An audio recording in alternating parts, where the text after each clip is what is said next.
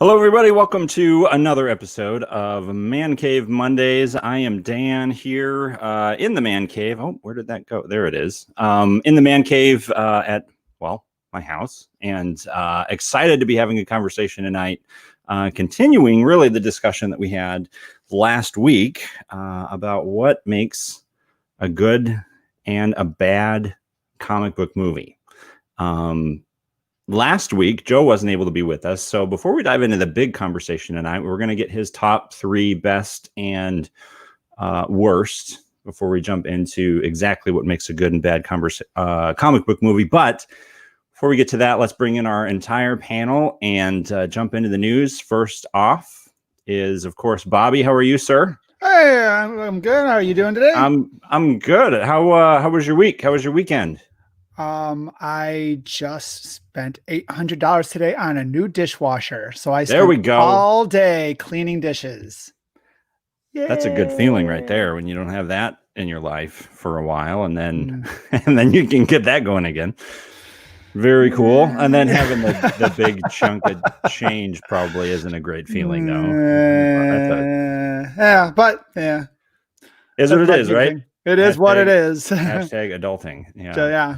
Stay Joe, at home as much as you can, friends. Right, exactly. Joe's with us too. Welcome back. Good to have you back this week. How's it going, guys? Forward. Good. Forward, right? Bobby's out $800, but he's got a new dishwasher. So. Yeah. Oh man, $800. Yeah, that was the cheap one too. Yeah, they're not cheap. That's for sure. Oh. How was your week, Joe? My week was busy with work, and this weekend we just chilled and played video games and hung out. That's awesome. No, I'm a little jealous. I wish I would have been able to play more video games this weekend, but I did happen to give the latest remaster, and we'll be getting into this in one of our remaster conversations whenever that happens, of Tony Hawk 1 and 2. Did you get a chance to play that yet? no. I never played it on PlayStation. What? Dude, that is like, okay, so Tony Hawk Pro Skater 1 and 2 are like the defining games of like my junior high and high school years. I played so many of those games. So the fact that came out and it's actually good and it feels exactly like the originals do, only just way nicer, was really exciting. So what were you playing though? What was the game you were playing? We played Spider-Man, and we went from Spider-Man to I did a whole new mod list for Skyrim, and nice. And then we played PUBG. She and I played PUBG together. Still rocking PUBG. I love it. It's our number one reason for fighting. The number one contentious moment between you and your wife is playing PUBG. Yes. I'm curious. What are the arguments that come up? No, go over here. No, go over here. Well, hey, I'm down. Where are you? So there's one. PUBG. Do you know what PUBG is, Bobby? No, I'm actually Googling it right now because let me bring Christian. I'm talking about. He's hi, hello, Christian. Gentlemen. Welcome. PUBG is basically adult Fortnite. Adult Fortnite. That's without the building. So without the buildings and the ridiculous absurdities of riding missiles through the air and that sort of thing. Yeah. Okay. Probably top two biggest fights that my wife ever had was because of PUBG. And you guys are laughing. I'm being dead serious, though. Wow, that's luck right there. Luck and love. I don't know. We make it down to the last. We're playing duo, so we make it down to the last 5 teams, and we come into a small circle, and we're in a house, and I tell her to watch the door, and I go upstairs, and people are shooting each other outside. I see opportunity to kill the other team, so I jump out of the window from upstairs. I do not communicate with my wife. I'm already mad at you, Joe. I'm already All right, taking your wife's this side. is what I'm doing. It's all about communication. It's all about communication. All about community. That's the number one reason I get in trouble. I don't communicate. So my wife's sitting there and she's like, "What's happening?" All she hears is gunshots. And all of a sudden it's like chicken. What is it? Chicken dinner. Winner, chicken dinner. Yeah, winner, chicken dinner. And I was like, "Yes!" Jenkins! And she goes, "No." She's I was mad. She's I mad. would be too, dude. She's like, You're like, hey, I just gave you a victory. Yeah, she was. I got a victory. We did not. I'm on your wife's side on that as well. I'm totally with it. I agree. I was wrong. Dude, the moment I heard you explain you saw an opportunity to go kill someone, I instantly know where this conversation was going because I've gamed with you enough to know if there's that window, plan is out the window. Joe's going to go after it. For the record, 9 out of 10 times I can pull it off. I'd like to see the numbers on that. I have not gamed with you enough to be able to back up. I'd like to see some hard data, please. Thank you. I'm totally with Sherry on that one. That was your victory, not your victory for sure. So interesting. Christian, how was your week? Not too bad. Just working. Yeah. Yeah, working. I had to clean out our bedroom today, so that was fun. Did a full deep clean. That was all right. A good time. Good times. Not as fun as spending $800 on a washer like Bobby, but pretty close. Right up there. I did something I haven't done in a while. I went to the movies. Oh, shot it. Played uninverted. That was a cheap shot. No, I went to the movies. You saw Tenet, I went to the movies yesterday. Yeah, I saw Tenet. How was it? Oh, it is the most complex, crazy movie I think Christopher Nolan has ever made. And that's saying a lot because he made Inception and Interstellar and Memento. But I absolutely want to watch it again. After I watched it, I watched some YouTube videos of just people trying to break down and explain what they think was going on. And I'm like, okay, now I need to watch this again. Because the genius attention to detail that is probably there requires multiple viewings. So, and I love movies like that. But to be honest, even if it was a total crapshoot and just an absolute bomb, I would have loved the fact that I was just finally back enjoying a movie in the theater. So how crowded was it? Not at all. The show seemed like it was sold out, quote unquote, or close to it. And by that, I mean, the place felt half empty. And I felt very I didn't have to sit next to anybody if I didn't want to. I didn't have to buy or touch or do a whole lot of anything. I felt very good about the way they were handling that experience. So the theater was half capacity, is now full. Yes, at least half capacity, if not less than that. What was the theater company? It was AMC. AMC. I went to IMAX show, and it was really weird to go see an IMAX show for a massive movie like Tenet by Christopher Nolan and have the theater only have a third of the thing full, But I loved it. It was a great movie, and I was glad to go to experience that again, to feel some level of normalcy to some degree. But then also, I felt like the theater was handling everything pretty well. So everybody's wearing masks, and everybody's, there were people walking around and literally spraying, and it looked like it was someone's job, at least one person, if not more than that, their job to just literally be constantly walking through and spraying and wiping down and rubbing everything down with disinfectant stuff all day long. It's okay, that's their job 100% of the time to keep the place clean. Probably minimum wage, but thank you, I appreciate it.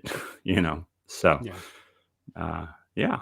So cool. So that was my weekend, or at least yesterday. So Cool. No Al today? No, Or is Al running late? Alberto's going to be in. He said he was going to be a little bit late, though. So why don't we dive into the news, and we'll give him some time to come back in and hopefully give us an update. How's that sound? Perfect. So cool. Bobby, you want to go first? Sure. All righty. All right. So my first piece of news comes from GeekTyrant.com reporting that there's going to be a new Batman Catwoman comic book series launching in December. The 12-issue comic will focus on the relationship between Bruce Wayne and Selina Kyle, but things get problematic when Andrea Beaumont, the AKA the Phantasm, if you've ever seen the movie Mask of the Phantasm, comes back. The new series comes from Tom King, Clay Mann, and Tomu Mori, and Clayton Cowles. And Batman Catwoman #1 will feature a main cover from Mann and Moray and variants by Jim Lee, Alex Sinclair, and Scott Williams. Here's a synopsis of the story. Gotham City. Today, Bruce Wayne and Selina Kyle have rekindled their long-running on-again, off-again relationship. Believing all obstacles are removed from their path, they once again begin operating as a duo in secret lives, Batman and Catwoman working together to fight crime. In Batman Catwoman, a crime story across 3 separate timelines. Tom King, Clay Mann, and Tomu Mori return in the romantic saga of Batman and Catwoman, continuing the story they began on the pages of Batman. Next up, we have Yan Press recently announced a new pro wrestling manga called New Japan Academy. The comic feature stars New Japan Pro Wrestling and comes as a Japanese pro wrestling is gaining popularity. The synopsis is, it's the stars of New Japan Pro Wrestling as you've never seen them before. Teenager Tetsuya Natio, and I'm sorry if I'm mispronouncing that, is aiming for the top of New Japan Academy. But in order to be the champion, he'll have to face a formidable students like Rainmaker Kazuchika Okada and the once-in-a-century talent Hiroshi Tanahashi. Luckily for Nito, he has his boys in the Los Ingobernables de Japan on his side. No matter the odds, NATO's motto remains the same, tranquilo, or quiet. Fans will be able to read New Japan Volume #1 next month exclusively on digital platforms. And the last bit of news is the Batman Beyond comic series is ending this December with issue number 50. This Batman Beyond started as an animated series in 1999 and has various runs. The end will feature Batman Beyond going back in time with the help of Booster Gold, where things go bad, as things always do with time travel stories. And that's it for comic book news. Well, I'm really sad to hear that about Batman Beyond. I love that series. 50 episodes or 50 issues. So 50 issues. Yep. Oh, end of number 50 in December. All righty. At least it's a nice round end number. That is, yeah. Unfortunately, it was due to all the budget cuts from the new Warner Media. I was just going to ask you that, Bobby. Do you think that was because of the? That's what this article is from comicbook.com. Okay. And it's from that fallout. So gotcha. That makes sense. That's really sad, but at least they're getting to end it on their terms, finish it out, and on a decent note. Cool. Alrighty, let's dive into. Let's see what do we got next. Who had the Ubisoft stuff? I did. Was that you, Christian? Yeah. Okay. Cool. Jumping into, is this PlayStation or Nintendo? I got one PlayStation blurb. There's really no Nintendo news this week, unfortunately. So I'm dropping some just recap of the Ubisoft event. So PlayStation, as you guys know, I have been riding the rumor train for the PlayStation 5 announcement for months now, keeping my eyes peeled for everything. We finally have an announcement for when we will get the release date announcement, hopefully. Wednesday, September 16th, so this Wednesday, 1 p.m. Pacific, so that is 3 p.m. our time. We're in Central Time Zone. So that is going to be when they are going to be dropping a 40-minute PlayStation 5 showcase. It is going to be covering all of the first-party game studios, as well as a handful of their third-party partner studios. We're going to get 40 minutes of straight gameplay dropping, and they didn't confirm it's going to be a release date announcement, but I cannot imagine, especially with the Xbox leak, that and then official announcement, that we're not going to get the release date and price point official at this event. It would just be, in my opinion, a massive fail on Sony's part to not do that. We're at a point now where we're probably about 2 months out, almost exactly, from when this is going to be dropping. So they've got to do it now before people just don't care, and before Xbox gets too much of a head start in pre-orders. I do want to throw this out to you guys really quick before we jump into the Ubisoft stuff. I don't want to step on your toes, Joe, with the Xbox stuff, but with Xbox's price being announced, do you think now that Sony already knows Xbox's price point, they will just match it, or do you think they'll try to undercut them even if it means they lose money? I believe they will undercut them. Yeah, I agree. What do you think that price point would be? Honestly, the game changer no-brainer for me would be $100 down. Make it $399. You're gonna sell PS5s like hotcakes. Really? I would be tempted to buy a PS5. Yeah, I mean, honestly, because the rumors are saying The that it's full one or the digital? No, full one to $399, digital $299 would be my opinion. Like, if you want to just say, listen, I don't know that they're going to go that cheap. I don't think they will, but that's, I in don't my think opinion, so. what would be the like game changer mic drop announcement. PS4 was what? $499. $499 at launch. Yeah. PS3 was $599. ridiculous $600. I think so it'll be. I doubt they're going to go that low. If they undercut, I think they'll go $449. If they match, it'll just be the $499. I agree. Would say $50 at the most. Yeah, would be what they would do. But if they wanted to just say, you know what, screw it, we want to just make a statement, then $399 would be the mic drop. And if that's the case, here's the funny thing: if they really do undercut them that much, Microsoft is going to be laughing all the way to the bank. Maybe. Because if they're going to be losing money on selling each of those consoles, and Microsoft's like, well, we're not worried about how many consoles we actually sell. Mm-hmm.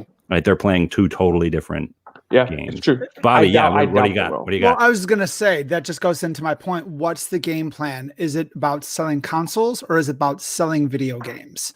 Because if it's just about or is it about getting subscriptions and getting that constant flow of money into their pockets? What's more important to the company? So that's what's going to determine whether Sony undercuts Xbox. Yeah, that might lead us. We'll follow back around on that for Joe's news, though. I definitely, think, we'll be getting into some of that. Yeah, I at least wanted your guys' quick opinion on that. Yeah. So then jumping to, we're going to do a quick rapid fire of all of the Ubisoft announcements. So Ubisoft held their Ubisoft Forward event this week, dropping all of their gameplay trailers and stuff like that for games that they've been working on. They started off with announcing Far Cry VR, with looks like it's set in the Far Cry 3 realm. It's got Voss in there. It's called Dive Into Insanity. So that's pretty interesting. Most people, that's their favorite villain, if not favorite Far Cry game in general, who've played Far Cry games. So that's going to be interesting for sure. They didn't announce a ton of details on it. They talked about some of their continuation for the Division 2 post-release updates. Got some DLC coming for that, as well as a new game mode. The big thing that most people were talking about was Immortals Phoenix Rising, which, if anybody's been keeping up with Ubisoft, was formerly called Gods and Monsters. They changed the title to this.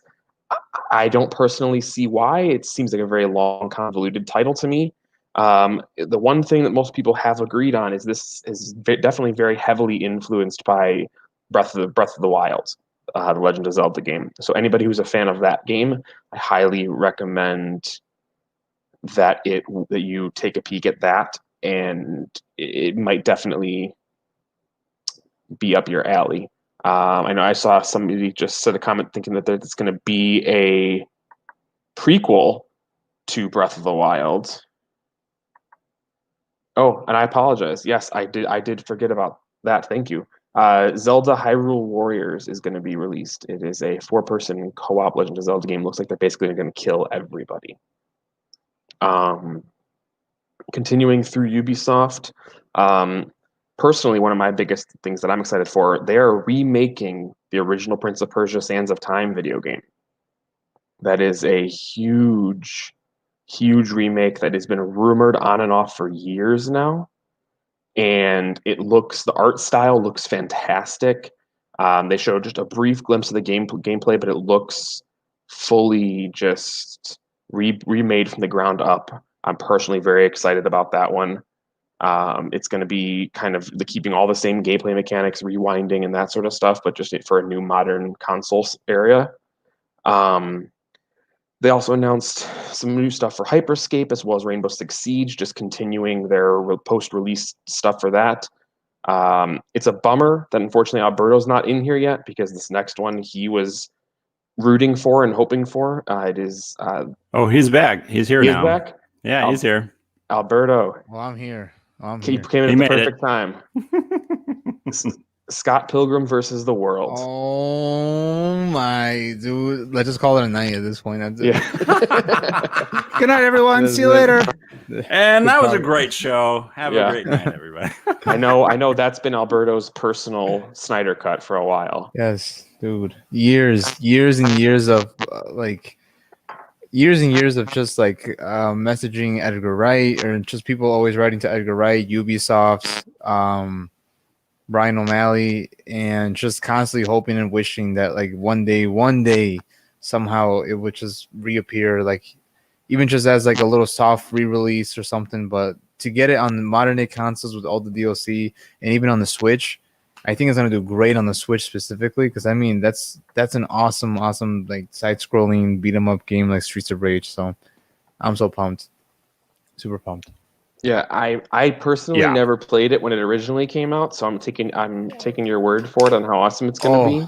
Oh, Christian, dude, it is so good. I will pick it up just for you, Alberto. The music is made by Anna Managuchi. It is super It's awesome. a really, really good. Yeah, it's really good.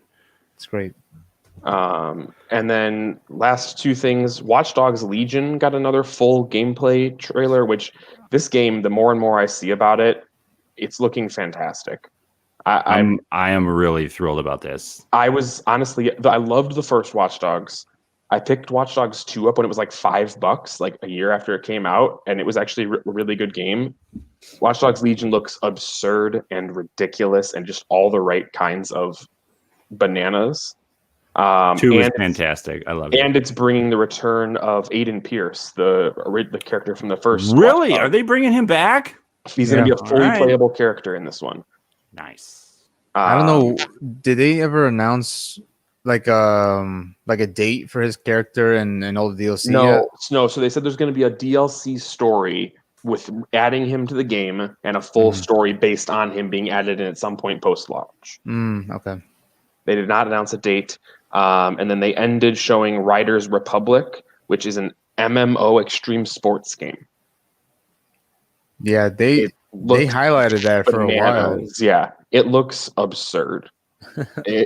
Like they literally showed like thousands of like mountain bikers rolling down a hill, snowboarders, like hang gliders. Like it looked ridiculous. Just the screenshot here alone of what this guy's doing looks insane. Yeah, crazy. And that's all I got. That's what you got. Alrighty. Yep. Thank you, Christian. Joe. I can't hear you, Joe. Your mic is gone. Did you unplug it? No, I muted it because sneezing. That would do it. That would do it. I'm glad I said something before. Yeah, me too. All right. All right. Last week, Xbox Series X and S was announced. Their price points. The S being at $499, which was the rumored price leak that everyone was hoping for. I personally was hoping for it. And then going forward from that, they also announced a partnership. Microsoft announced a partnership with EA. So with your Ultimate Game Pass subscription, you're going to get EA Play, Ultimate Game Pass and also Xbox Live. So that's hundreds of games for $15 a month at your fingertips, which is an amazing deal that will launch November 10th, I believe. And so, yeah, moving on to PC Tech. Tom, NVIDIA, is that how you say it? NVIDIA is coming out with their new processor. It's just going to make PC gaming more powerful. It's going to be a BA system. They've been working on it. It's, I can't open up the article, but basically all your the architecture for the GeForce graphic systems will make your graphic cards just BA. So yeah, that's my news. That's awesome. Okay, so let's go real quick and we'll just chat about this. EA partnering with Xbox. What did they give EA? What is EA getting out of this? EA needed some good publicity. I agree with Chris. That's what they needed out of this. After They Battlefield do. 5, absolutely. They do, Yeah. but And this like- gets people playing EA games without having to spend a cent. right, and a lot of EA's business platform is running off of microtransactions. Exactly. So that and people are much makes more a lot likely of to sense. people are much more likely to spend money on microtransactions if the game didn't cost them anything. That's very true. Look at Very Fortnite. good point. Right. So this, like, what is Sony going to do to respond to that? I don't think they need to because their business model isn't built on a system like this. Yeah, but What is that going to change? I that's honestly don't think it will. Is I that think- going to be? it has to. It has to. I don't think it does. We talked about again, this at in the console episode. I think Microsoft and Sony have two different opinions on what the future of gaming looks like. Yeah, and and what one their of them is pri- going to be wrong, and one of them I don't be think right. they will. I think there are always going to be people who are going to go after each one, and I think they can both succeed. Honestly, Hey, does anyone own any CDs? Yeah. a couple, but I don't use them. Couple, but how many One. CDs? I own one. How many cassette tapes? Does anyone own any cassette tapes? My parents do. I'm Well, and- staring at a whole box of Vicente Fernandez right now in front of me. How many people are using CDs on a regular basis? People with older cars. Even think- those people are listening to satellite radio and Satellite podcasts radio, now more than anything. digital. True. I think. I have a without CD looking at- player in my car. The only time I'm using it is when my daughter wants to hear Frozen, and I don't have my cell phone on me with Spotify. Like, that's the only time. Sure. So I think my point is, without looking at, I think that comes if we look at the data, and maybe that's something if we revisit a video game episode of how many people are using digital music, subscription based or streaming, whatever, versus a CD. Using a CD. Mhm. I think And the you go into a Best Buy, they're not selling physical CDs anymore. No. So I think they're selling everything's going gift cards digital. for Spotify and whatever. Yeah, So, so it's going down the tube. I think EA had to have been given some sort of pitch from Microsoft that was. I bet EA is probably getting this a is portion of this all is of the- about how many people you can reach to start spending money on your game's microtransactions, and maybe there's a little bit of a hey, by X amount of minutes played of your games in our library, you get a certain slice of whatever on our platform. Like, I'm sure there was something like that. 100%. But Because- the fact that in the pitch was basically saying, here's the possible reach that we have because it's not going to be dependent upon how many consoles we sell. That's like the wide reach that Microsoft is going for, that I'm sure was like big wide-eyed reaction from EA and a huge part of their pitch is my guess. So I have a question. yeah. I don't know yet. Christian, does PlayStation have a game share? So there's a couple. So like game share is in like Yes. like a Game Pass system or like a No, ability to like play your- Xbox's game share option of buy it digitally, and be able to play it on another console. Yes, And that whole kind of PlayStation's is a little convoluted. There are some games where you can only play it on your main console. Mm-hmm. So you can easily make another console listed as your main console and then play it on that console. It takes a few more steps than Microsoft's does. Yeah. My brother and I have that between our PS4s. I don't really use it very much, but he uses it way more frequently than I do. So yeah, for majority of games, it's pretty simple, but there are especially newer games, you run into some issues. But they do. Yeah. My wife. So Alrighty. this EA access is only good on the PC, according to Engage.net. For now, it's only going to be PC. on for now. It's only on for or PC right now. I'm reading it. okay. So this holiday season, if you're on the Xbox version of the PC or the Ultimate Pass, you get access to the EA games on PC. But it's not going to be on console, is what you're saying. It's just saying it's on PC right now.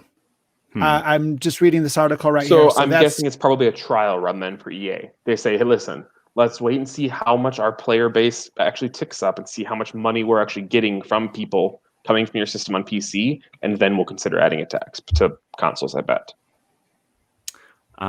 We'll see. We'll have to wait and see. I have a feeling Xbox is wanting all of that to be on their console systems as well, because they do have EA access on the consoles as well. So if I may, it says that EA says this means Ultimate members can now enjoy EA Play on Xbox One, Xbox Series X and S, and Windows 10 PCs. Yeah, so it would not be right there. Would not be restricted just to PCs. Okay, but there is something.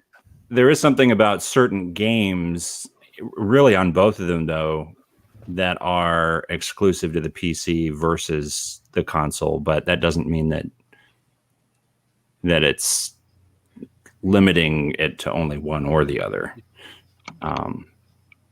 Like some games are only available to play on console and some are only available to play on PC, Yeah. So cool. Alberto, are you ready for your news or should I dive into mine here first?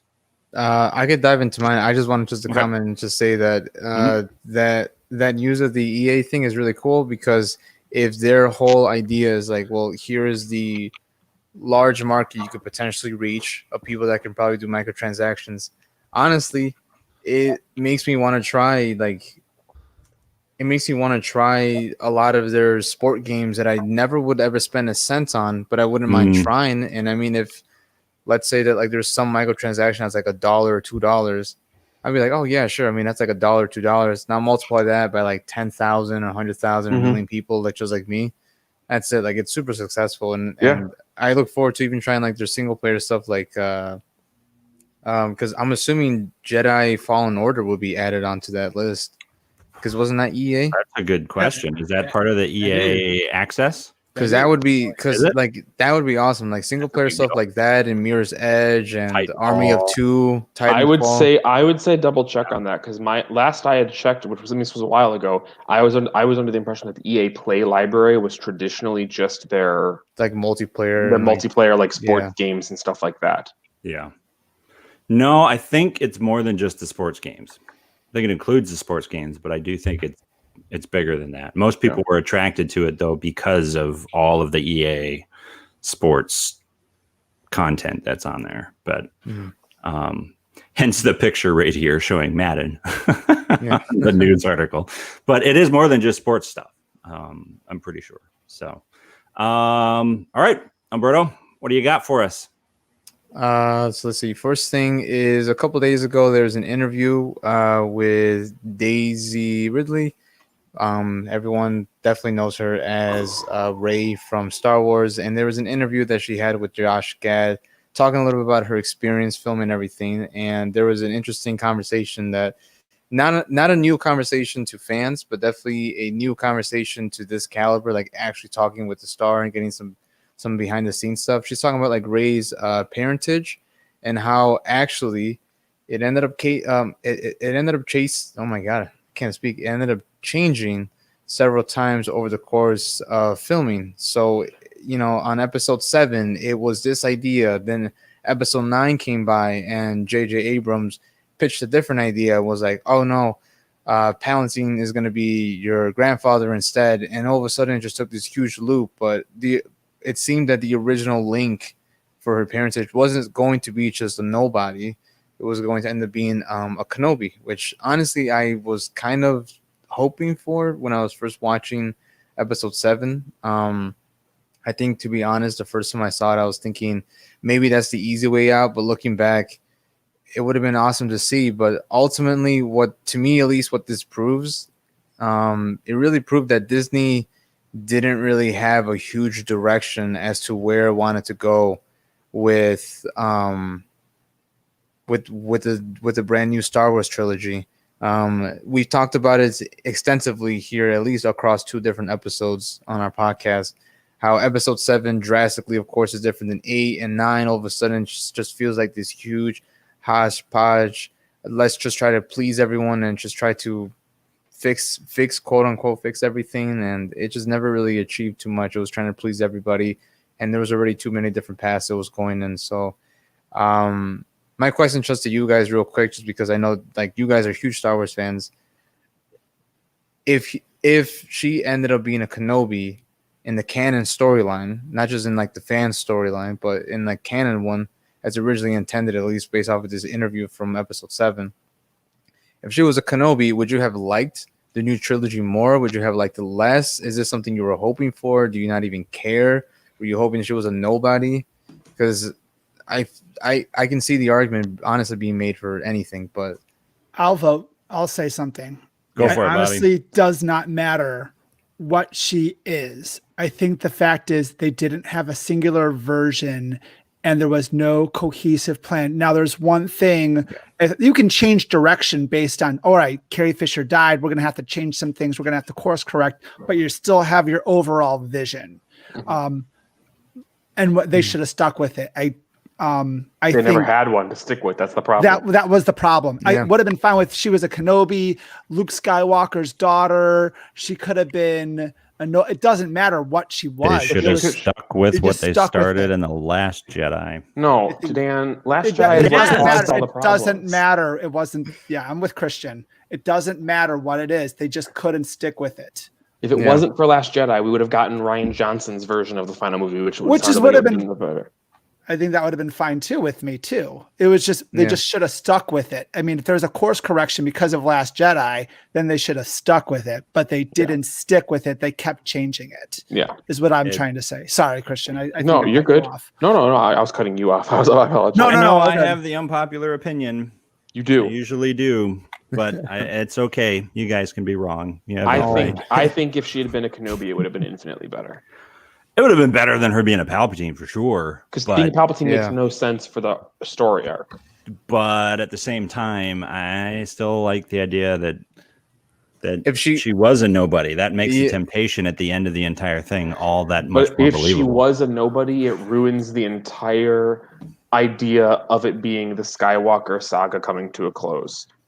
I was really rooting like okay, so here's one thing. She can embrace the name of being a Skywalker without having to actually be Skywalker. It's the exact same thing that happened in the last movie. Okay, wait, Dan.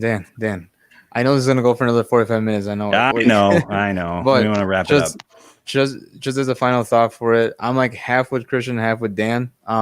With this one because honestly, like I was really hoping for the whole. She was a nobody. I thought that would have been super cool just to go against what they did for 6 movies already. That it has to do with one bloodline, one family line forever. But long story short, I think we can at least all agree Disney did not know what they were doing. They made it to the end of the rainbow. They got the pot of gold, and they didn't know where to spend it. So, and that I do agree with you, Alberto. The idea that it was one bloodline that caused all this to affect, and that's why I think being the Kenobi would have made sense, because then it would have been the full circle. Yeah. It would have been the full circle of the Kenobi training the Skywalker, then the Skywalker. I would have been cool with that. I mean, don't get me wrong. I would have preferred very much the Kenobi thing over the Palpatine thing. I think we would have preferred her being Jar Jar Binks' daughter over Baby. I would have preferred that too. Jar Jar Binks' daughter. I don't know about that. I still think Jar Jar is the real Phantom Menace. 100%. But they took him, but they changed opinion. it because everybody, we'll save that for the conspiracy episode. Yes, we definitely will. Yes. All right, Alberto. Anything else? Yeah, last bit of news is a little bit of box office news. I wanted to bring it up mainly because you went to go see Tenet. So before I get ahead of myself, recent reports just came out how Mulan did.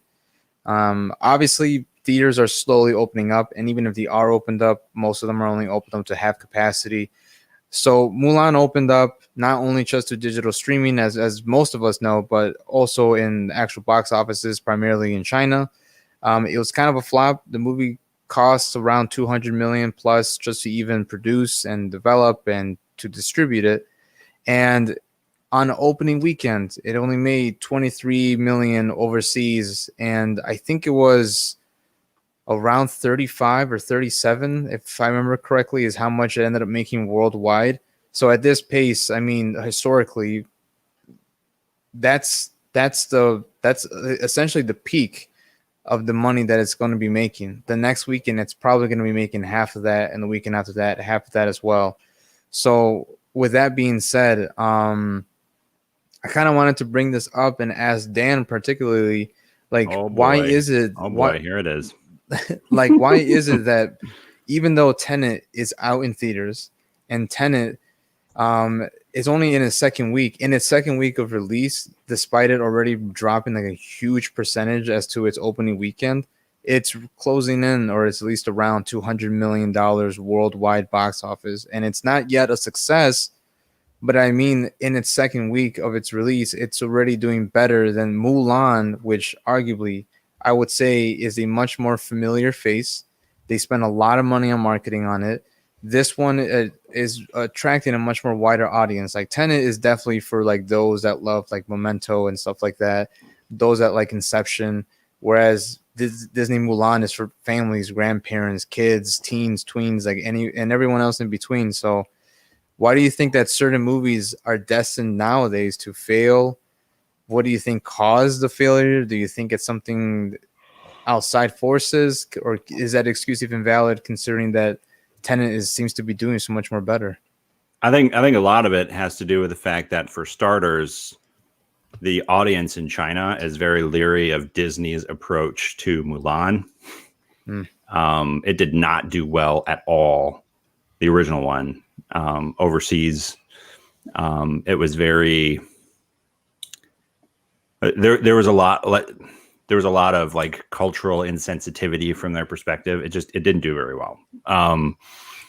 And so this, I think, was kind of Disney's way of trying to make up for that by making it more serious and making it not as like cutesy and fun and, all of that. Like, didn't work. It just didn't work. It didn't connect with as many people. Mm-hmm. And then on top of that, the fact that it did not play in nearly as many actual theaters in the United States as it did, as Tenet did. Like it didn't play in any theaters in the United States. That was Disney's plan, because Disney knew it wasn't going to happen, and it wasn't going to happen in the U.S. theaters. That's why it's on Disney Plus here. Right, but then you look at something like Tenet, and you're like, okay, well, clearly people are seeing Tenet. But how many people? Some theaters are open, and so if they would have had a week or 2 week long run in theaters and then go to Disney Plus. I think the main reason why why they put Mulan on Disney Plus is a test run.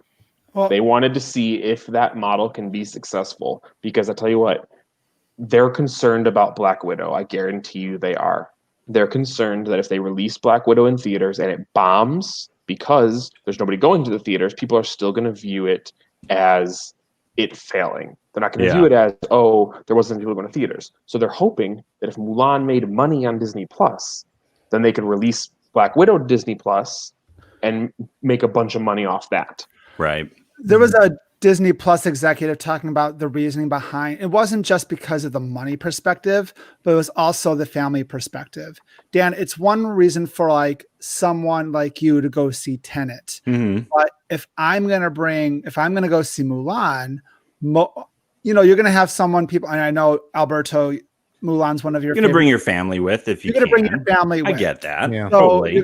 it's going to be harder to fill that theater with kids. So the idea was to protect families, and because of the more stringent things that are happening in America, because the pandemic isn't going away as fast they made that decision to put it on Disney Plus just to try to get as much things as possible. And you have all the negative, like the negative stuff going into that with the main actress and her comments about all the stuff in Hong Kong. Yeah. And I know, Joe, you just mentioned in the chat, like where the filming location for the movie was very, like, there was a lot of negative press around this movie. There's been a history of bad and stuff so you added in general. I know yeah.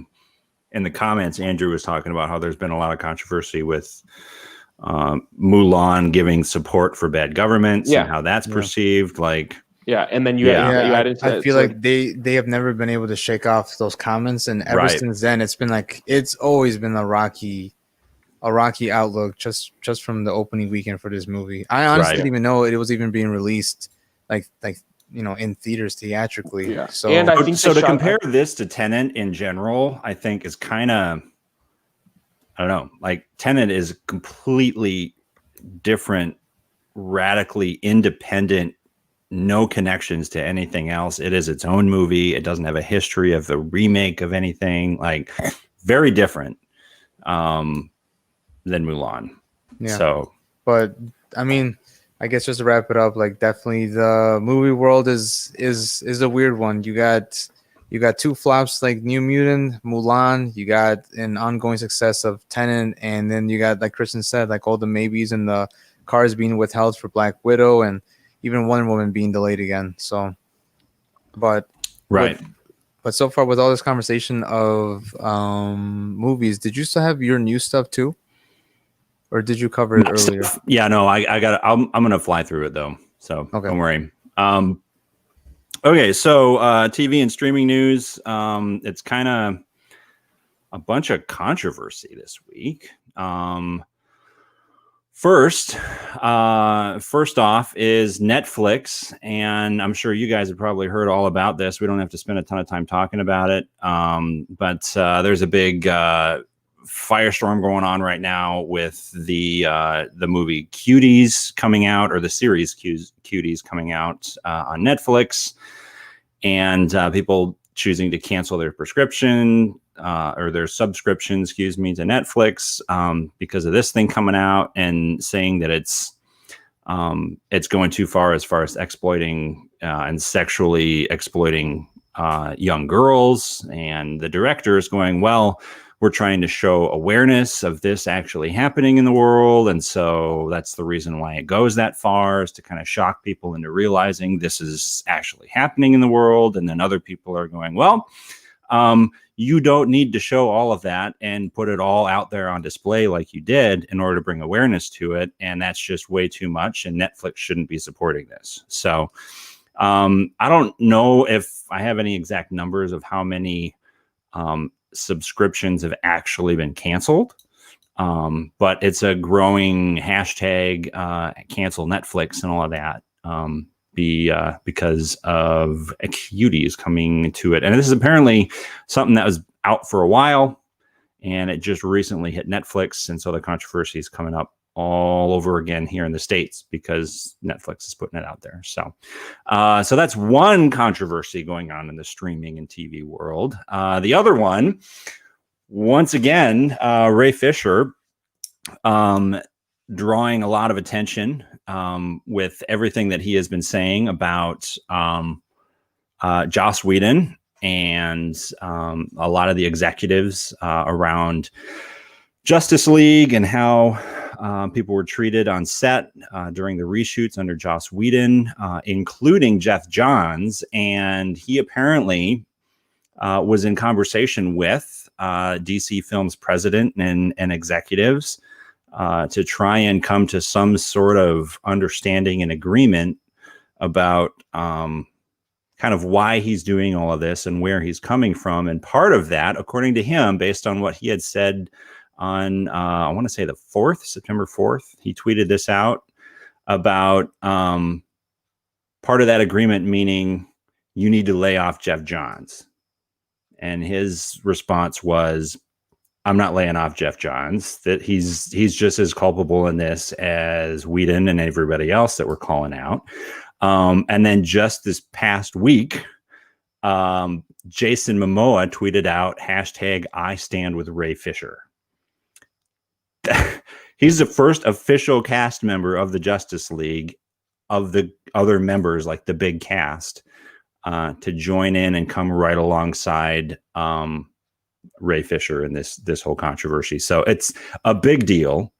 The fact that these two guys are standing up together and speaking out about all of this. I'm really intrigued to see where this thing goes with the release of the Snyder Cut thing and that whole thing coming out. So we'll see. We'll see how DC and Warner Brothers responds. So, and then last but not least, also kind of in the Warner Brothers world, HBO Max and Peacock too, which I guess is the app for NBC essentially and Universal Studios, are still not on Roku or Amazon Fire TV. The apps have been out for a while now, and apparently a big part of the reason why they haven't come out yet and been released is because there is still a lack of agreement on exactly how to handle the information and who is controlling the information and advertising to us as the consumers in this partnership between them and Amazon or between them and Roku. The Peacock's got a lot more advertising involved in it than HBO Max does. Although in this, HBO Max did talk about how by 2021, they are planning on having a free app with their content available that will be paid for through advertising, which is kind of neat. And so a lot of this back and forth is essentially based on money and finances and the streams of revenue that come through this based on how they are using the data and information collected based on what you are receiving, what you are choosing to watch, and all of that information that is collected about you as a user. Just like any social media, that's a big chunk of where their revenue is actually coming from, is having that information and using that for more targeted advertising, both in and out of the app. So they can't seem to come to an agreement on who has the rights to use that information and how much of it and what can they do with it. It's interesting. So if you're wondering why HBO Max doesn't exist yet on your Roku or Fire Stick, that's why. So that's that news. That's the TV streaming news. It's been all controversy all week. I feel like it's kind of nuts. So it's 2020 for you. That's exactly right. It's 2020. Worst year ever. Worst year ever. It's kind of nuts. Like I want my HBO Max to be on my Fire Stick. That's what I got. And like on all of my TVs, I've got a Fire Stick plugged in. And I can't watch HBO Max on it. It's really the HBO Max app is on PlayStation. Yeah, well, it's on PlayStation. It's on Xbox. It's on a lot of other platforms. But Roku and the Amazon Fire Stick, as far as like streaming devices, are like the two big ones. Yeah, and they're still not on there. And I think it's a fair reason though for it not to be. Yeah, I mean, you understand why it's they're not trying like to come to an understanding of it. I mean, Amazon, I'm sure, is going, hey, we want to be able to have control of the data of what they're watching and when they're watching it, so we can use that in our advertising and targeting them because they probably are using an Amazon account all the time. So right, exactly. And HBO wants their subscribers to stay there they want control of that information. Yeah. Exactly. So I get it. Yeah. Like, can you guys please just figure it out so I can finally watch Watchmen on my TV without having to lug my Xbox upstairs or something? Like, yeah. So, Yeah, so that's that. Is it the moment we've been waiting for? The moment we've been waiting for. Let's dive into tonight's major conversation, and that is how to make good and bad comic book movies. And Joe, let's get up to speed with what yours is specifically, because you didn't get a chance to give us your list last week. So I did not. So let me see if I can bring this up here. We'll start first with the good, because that was, I think, what we started with last week, right? Wasn't it the good ones? Yeah. Yep. And it's a good time, because then we can talk about your top three, your bottom three, and then it will go into and then we'll mix them break good and into bad. it. Yeah. I'm kind of shocked by some of these, Joe, and totally okay with how the fact that it will probably shock some people. But your top three and an honorable mention. Yes. Let's start with the honorable mention. Deadpool. I mean, who didn't love Deadpool, right? I love that movie. I did love that movie. 1 and 2, much. phenomenal. Best X-Men movies ever. The best X-Men movies. They were. Besides Logan. It was X-Men such movies. a crazy concept that nobody thought was going to work, though.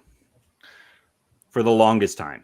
And anybody who loved Deadpool knew it was going to work. Yeah, and just the way that they did that with leaking their own test footage to build the hype for it. Who do you think leaked it? I'm just curious. Ryan Reynolds. Was it Ryan Reynolds? 100%. It definitely seems like it's something Ryan Reynolds would do. He keeps on teasing like who we don't know who leaked it, but we're glad they did. Yeah. Do. It's either going to be Ryan Reynolds, or one day down the line Hugh Jackman's going to admit to it, even though he didn't do it. Just to continue the trolling. Again, it doesn't matter. It's a great though. No, it at doesn't. the end, I think it's the best version of Colossus in the X-Men movies. Definitely. That they've shown. Definitely. And definitely the best version sure. of Deadpool than X-Men Wolverine Origins, which Christian was on your worst list, correct? It was horrible. Yeah. Joe, did you delete Logan's on accident cover? Oh, I was like, where the heck did the poster go? It's such a good poster. Oh, Joe deleted it. My bad. That explains it. Don't mess with it, Joe. Don't mess with the stuff. So then number 3, here's the one that's going to ruffle some feathers. Oh, but I'm totally with you on this, Joe. We are 100% in line here. I don't think it's a bad movie. The Amazing Spider-Man 2? But a top 3 movie? A You movie need that to took explain a spot that for a when lot of people Deadpool out there, didn't sir. get on your top 3? You got to explain that, dude. Both my wife and I agree with this. We were talking about it earlier today. We liked the Andrew Garfield's Amazing Spider-Man better than any other Spider-Man iterations that have come out so far, including Tom Holland in the MCU. Including Tom Holland, right? He's the best Peter Parker. He's the best Peter Parker, but we like Andrew Garfield's Spider-Man. Yeah. All right. Okay. What we really liked about Spider-Man 2, Amazing Spider-Man 2, is that they were willing to go dark with it. And in a way, yes. And we love that. We love Andrew that agrees with you. It's awesome. They kill Gwen Stacy. I know. Spoiler alert. Right? No one Spoiler expected alert. that. Not a single soul expected her to snap her neck at the very end. I did. Unless you read the comics. Unless you read the comics. If you read the comics, then but you even knew it was so, coming. even like knowing, like, you know, like in the comic that happened, that was kind of thing is like, is Sony gonna really pull that kind of trigger like on in cinema? There? Yeah, like in cinema it's almost a whole different thing. Like people die left and right in comics, and then they come back to life, or it's a new storyline and comic magic happens. But in the movies, it's like, oh, that was a big thing.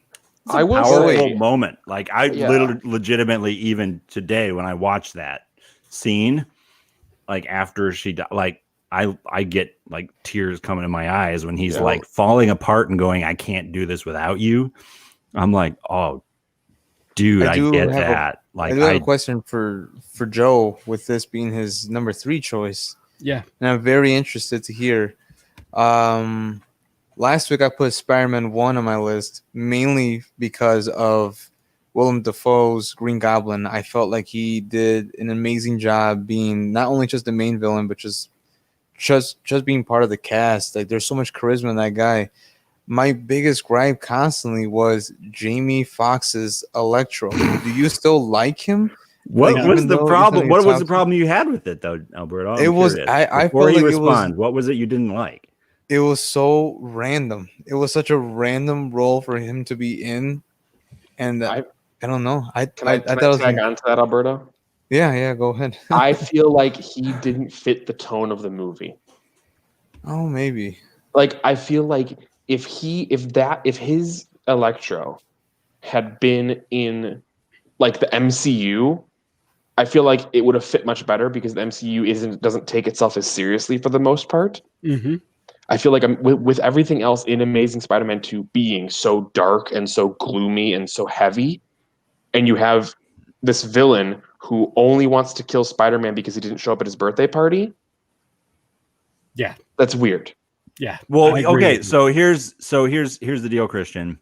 There's a lot more that I saw in his character of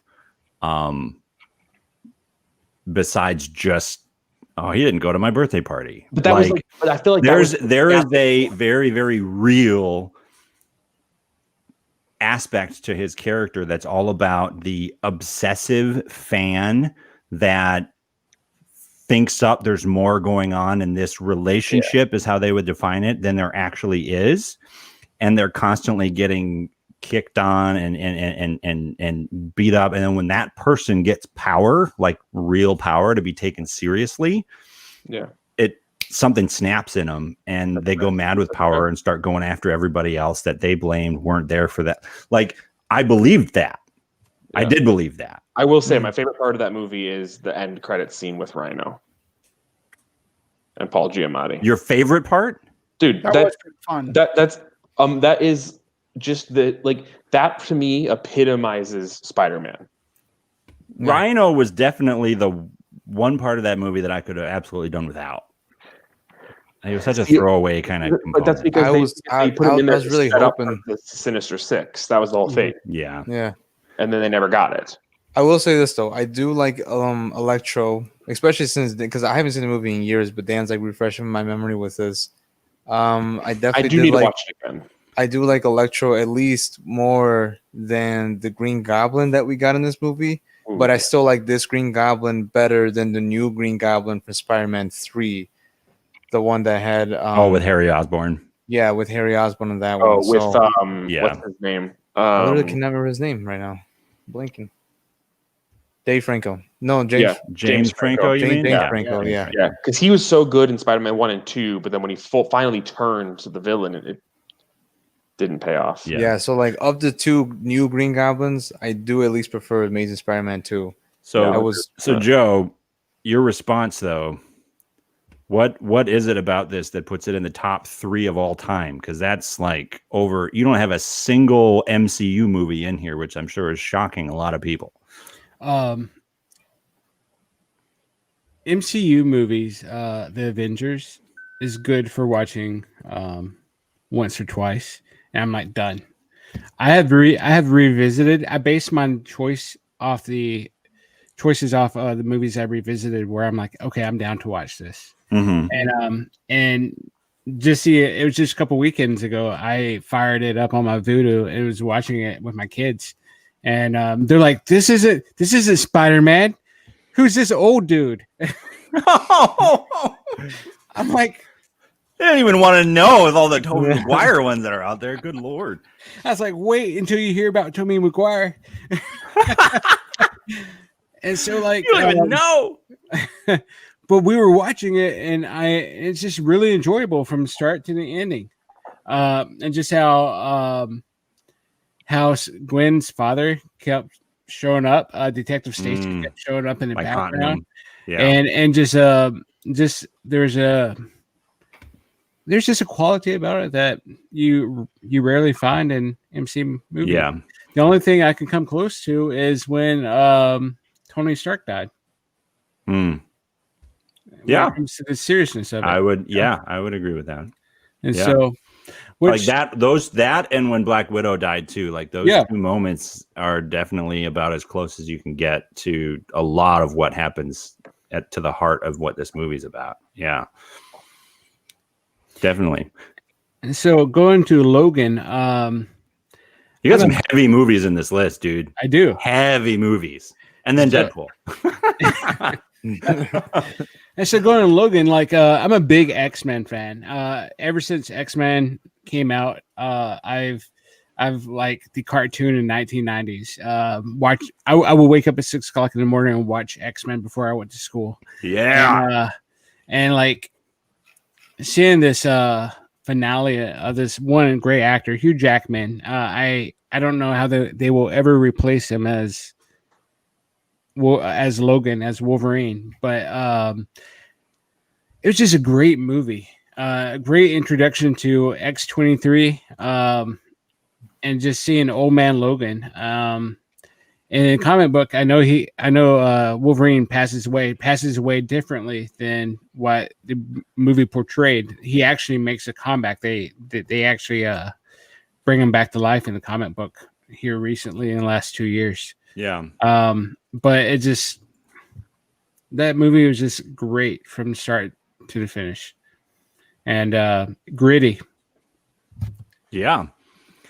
And then the last one that you have here is also one that Alberto picked. Really? Yeah. I put it in my honorable mention, and I'm honest to God surprised that not only is it on your list, but it's on the top of the list. And here I am thinking, oh my, look at this! I found another human being that that knows what this movie is. One of 7 people. Yeah, like. When my wife would ask me about the comic book movies I loved, she actually Googled comic book movies just to help me refresh my memory. And they're like History of Violence. I was like, yes, that movie is fantastic. Yeah, it is super dark and it's gritty. I was gonna say that's really dark. It's super dark, but it is great. Almost put Kick-Ass in the top 3, but me too. But History of Violence is a great movie. If you have not seen it, you need to watch it. Have you guys seen it at all? Don't watch it with the kids around. No. It's definitely a hard R for sure. Kick-Ass? Huh? For sure. Kick-Ass. Which one we're not supposed to watch for the kids? History of Violence too. Yeah. Sorry, I lost. They're both pretty violent, but yeah. All right. Should we move on to your top worst? Yes. Let's all go that. We'll speed through these. My worst. Number 1, X-Men Last Stand. That movie was god awful. Yeah. It was really bad. He's like, no build up there. It was awful. The worst. I don't know a single soul in the history of all of my friends who are nerds who say, you know what, that movie is amazing. Or even remotely like just decent. I liked that movie until I was old enough to realize how bad it was. Yeah, like as a on the juggernaut, bitch. Yeah, like that's the highlight of the whole movie right there. Yeah, as a kid who just liked like the action and stuff like that and how cool it looked, I was all for it. But then like once I got older and I was like, oh man, this movie is horrible. Yeah, it's terrible. But okay, so that one clearly you think it was worse than Dark Phoenix. I actually watched Dark Phoenix within the last 2 months, and I really enjoyed it. I don't understand when it comes to comparison to The Last Stand. It's apples and oranges. Now, I think this will go into the conversation in Dark Phoenix versus The Last Stand. Obviously, that's the debate right there. Is it a better movie because Dark Phoenix more resembles the comic book origin, and they made smart choices, or is the Last Man bad? I mean, is it because that's the better of the movie because it's closer to the original comic book? I think it depends on what your definition of a good movie is, which is a good debate for this. I mean, so right. In my opinion, into that for sure. Dark Phoenix was the better complete film. Let's stick a pin in this. Yeah. We'll come back and to get through the rest of this list and then come back to it as a start of this conversation. Because who was it that had Dark Phoenix in their top worst? last week. It was me. Is that you, Alberto? Yeah, that's So why. we'll talk about it. That's why when you asked him, I was like, I got some comments on that, Joe. But Yeah, anyway. this will be a good starter for it. Number 2, though, Green Lantern. Green I made a Lantern. mistake of paying for this movie in the theater and Oh, I had to sit through it. I was just like, time and money. Ryan Reynolds was good though. he was good, but it was poor. It was You know what you're getting written. with him, but It was poorly written. And Ryan Reynolds knows that too. Yeah. Yeah. I mean, that's why he's poked fun at it in almost everything he's ever done since then. Yeah. And in Deadpool, he shot himself in the head, Yeah, before he could accept the script. Yeah. which was awesome. I will say, in my opinion, Green Lantern suffered from the same problem that the Star Wars prequel trilogy did. It had the right person for the role, the worst writers possible for the character. Okay. Yeah, I agree with that. fair enough. And so Fair enough. They just didn't know how to handle the property very well. So, the Dark Tower series. Have any of you guys read? you say series, but it didn't make a series. They only did the one movie. No, thank God. They were going to do more, but it I didn't will do very say, well. I've never read the books.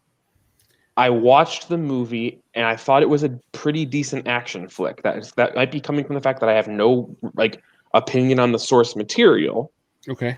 But I thought the movie itself was a decent, just go to the theater, grab some popcorn, and watch an action movie. I read the books, and then Marvel came out and did the comic books of the Dark Tower series. First of all, Roland Deschain is supposed to look like Clint Eastwood. No. But does it? About that. but regardless if it's white or black, they try to fit so much of the lore in 2 hours. Is that what they Not did? even. They tried to cram too much into I think one it was movie? only an hour and 39-minute movie. Like they took elements of from the comic books, elements from the books, and try to cram it in to one movie. And there's no way this is a it was an hour and 35-minute movie. This series is the what is it? Ice and Fire series. This is the Game of Thrones. You cannot fit Game of Thrones in an hour and a half movie. Do you think it would have been better to try and do this as like a HBO series or Netflix series or something like that? Last time I checked, Amazon was making a Dark Tower series. Really? Okay. Yeah. And so, which I'm pretty excited about that they flesh it out. But the entire premise of this, they took a great premise and just turned it into an action flick and made it shallow. Right. So that kind of raises the question, and maybe we can throw this in the conversation too, Bobby, if you're taking notes. About taking notes. Yes, I am. Maybe some properties just don't do well on film in a 2-hour movie. That's actually 100%. You know, that's one that's already on the list. Dark Tower is probably a great example of that. Like, yeah, I could not imagine them trying to make Game of Thrones into a movie or even a trilogy. If they had tried to fit all 3 Lord of the Rings movies into an hour and a half. Yeah, that would have sucked. Or really, even really worse. bad. Or even worse, take The Hobbit and make it into 3 movies. They would never do that. All right, moving on. Your dishonorable mention is Teenage Mutant Ninja Turtles. I'm a Ninja Turtles, Which the one? 2014 Michael Bay one. The Michael Bay one. I'm a big fan of Teenage Mutant Ninja Just Turtles. the first one, or really both of them? Both of them are awful. But they I'm a big fan. I watch the cartoons. I've read the comic books. I've watched the movie, the '89 movie, or is it '90s? The first one was, I think, 89, and then 89. it was 91, and then 93 or 4 or something like that. My kids loved the Turtles. So this movie came out in 2014, which means that my daughter was 2 years old, and everything she had was of Raphael, right? I was like, all right, The sassy one with the attitude. I guess. And so I'm thinking she's going to love this movie. We both were like, she was like, I'm done. She's done within the first 20 minutes of it. Are you sure the original one? Yeah, we love the original one. That one. We watch it on Netflix. we watched it on Netflix, and I started it up one evening, and Sherry's like, "Where are you watching?" I said, "Just watch." And like one by one, my kids sat down around me. It was like, "Oh wow." That's like, awesome, dude. That's awesome. That's awesome. This movie, not so much. Not so much. So what was it, do you think, about the originals that the newer like reboots with Michael Bay just didn't have, or it just didn't land? Michael Bay. Michael Bay? No, it had Michael Bay. So but what did the originals have Yeah. that the new ones didn't? That make them Not so much Michael better? Bay. Christian, you're not helping. Clearly, with Michael Bay at the helm of the whole thing, yes, he's part of the problem, but just throwing the name out there doesn't help break this down any. Like, what is it about Michael Bay that made his films so much worse than what the originals were, Joe? So, based on the technology of the 89 movie, it had to be focused around more of talent, not in just the animatronics of the turtles, but also actual having people who knew karate and taekwondo. Yeah. Also, the writing was better. The new one was It was Jim Henson that did all the effects for the suits and stuff too, I think, right? All the puppetry and everything. I'm not 100%. I'm pretty sure it was. I Jim feel like Henson. he did everything back then. Yeah, well, I want to say that the second one, The Secret of the Ooze, was actually the last full-length motion picture film that he actually did before he passed away. And which there's was like a great movie too. Yeah, like the opening. I don't know if it's at the beginning or at the end, but there's like some sort of a he made credits the modeled clay suits for TMNT. attributed to it. Yeah, so. And so when it comes to the 2014 movie, it was nothing but CGI and action with little story. And they try to plug Megan Fox in because we know Michael Bay has something for her, obviously.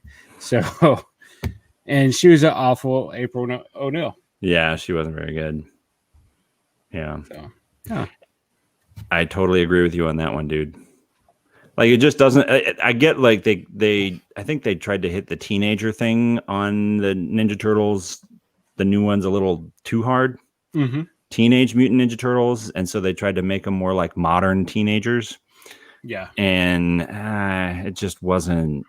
I don't know. It just didn't have the same charm in my mind as the other ones did. So,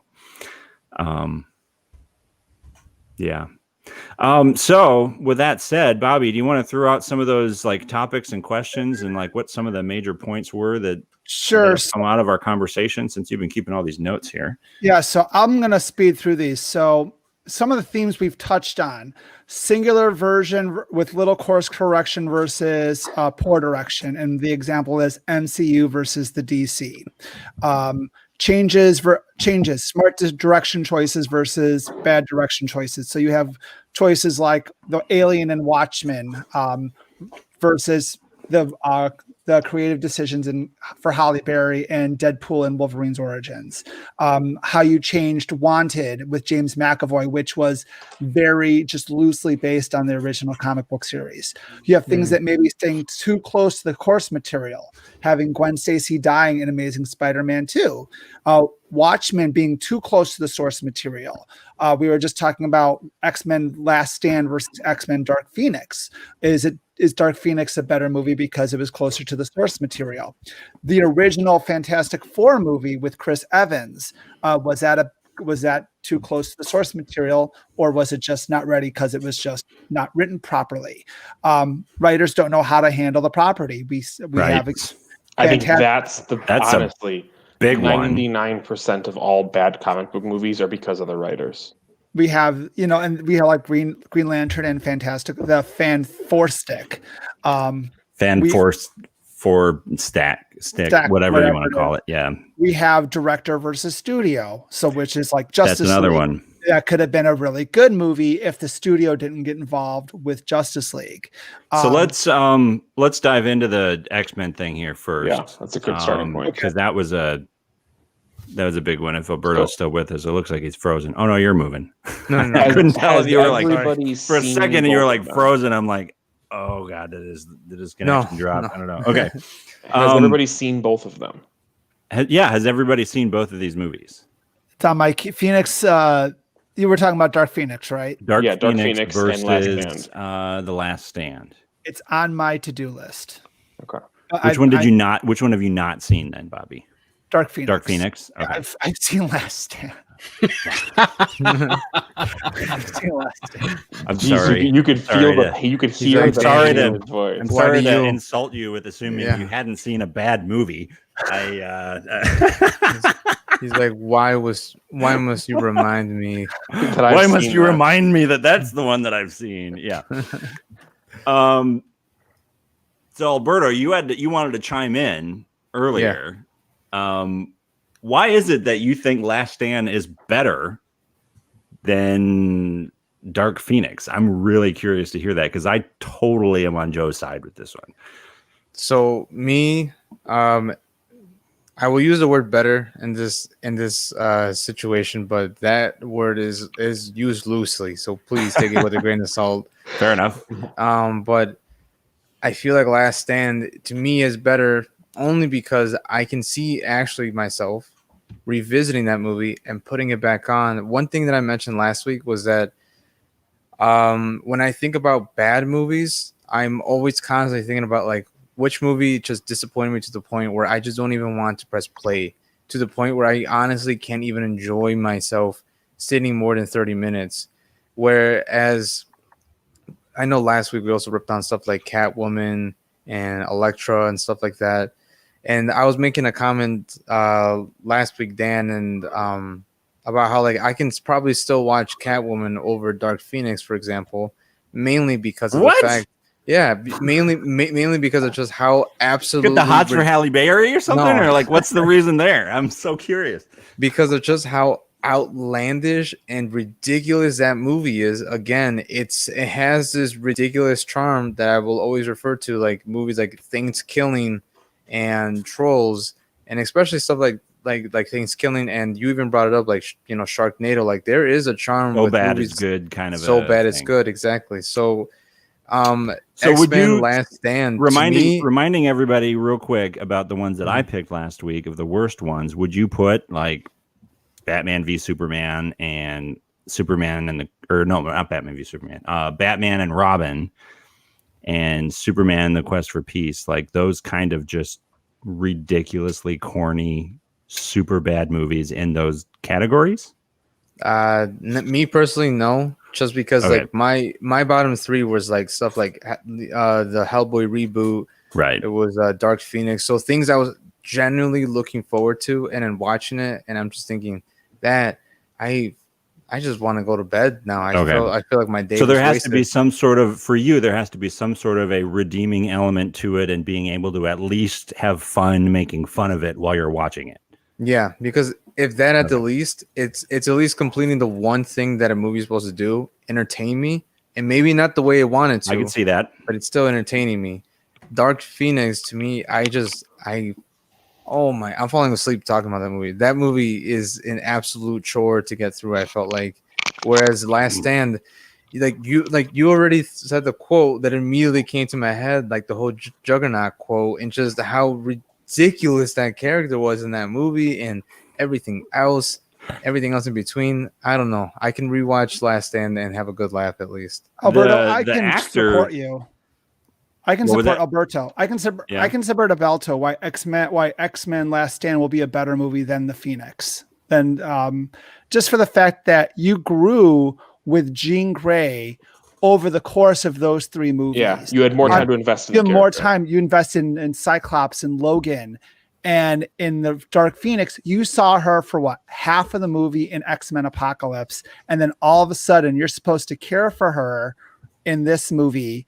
You lost Mystique at the, sorry, spoilers if anyone's seen Dark Phoenix. I've already know enough of the movie. You lose Mystique. She dies. And at the end of the movie, you name the Xavier, the school after Jean Grey and not Mystique, who's done more for mutants in that timeline than You Jean haven't Grey. even seen the movie, and you already have all of this stuff spoiled, Bobby. That's right. I know You're enough. going- I don't What need is to see the point of movie. you watching that movie, you're going in It's with a okay. bias against it already, man. Well, not a Good bias. Lord. It's like I already know what's happening. I have a question for Al. Yeah. Did you watch Days of Future Past X-Men? Yeah. How did you feel? How did you like the ending of that? How it reset everything for Oh yeah. so therefore the Last Stand never happened.